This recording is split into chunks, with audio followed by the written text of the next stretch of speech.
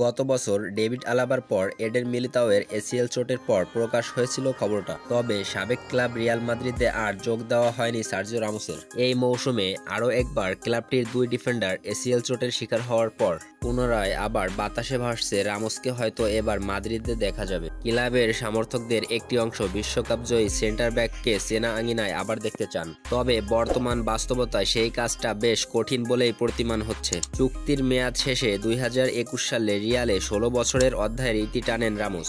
শেষ মৌসুমেও ছিলেন দলের অধিনায়ক। এরপর পিএসজি এবং সেভিয়ার হয়ে খেলার পর এখন রয়েছেন বেকার। তিনি রয়েছেন নতুন একটি ক্লাবের ঠিকানায়। আর এই কারণে কোনো ট্রান্সফার ফি ছাড়াই তাকে রিয়ালের জরুরি ভিত্তিতে দলে টানার সম্ভাবনা দেখছেন অনেকেই।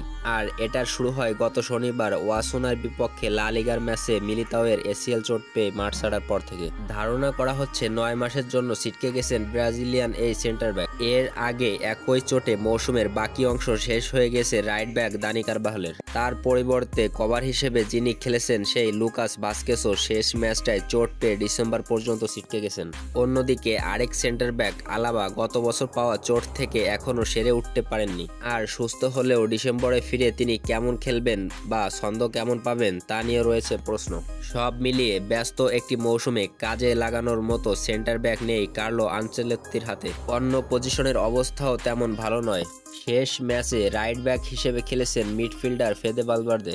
আর তাই ম্যাচটির পর থেকে ফ্রি এজেন্ট রামোসকে অল্প সময়ের চুক্তিতে দলে ফেরানোর গুঞ্জন ক্রমই জোরালো হতে থাকে। কিছু সংবাদ মাধ্যম ও সাংবাদিক এমনটাও বলছেন। ক্লাব কর্মকর্তারা বিষয়টি বিবেচনা করছেন। তবে স্পেনের শীর্ষ সংবাদপত্র এএস আবার সেটা উড়িয়ে দিয়েছে। তাদের প্রতিবেদনে দাবি করা হয়েছে রামোসের সাথে রিয়ালের সম্পর্ক শেষ এবং তার ফেরার রাস্তা বন্ধ হয়ে গেছে। আপনাদের কাছে কি মনে হয়, রামোস কি তবে ফিরবে মাদ্রিদ শিবিরে নাকি যাবে অন্য কোনো ক্লাবে? সেটি কমেন্টে বলে যাবেন।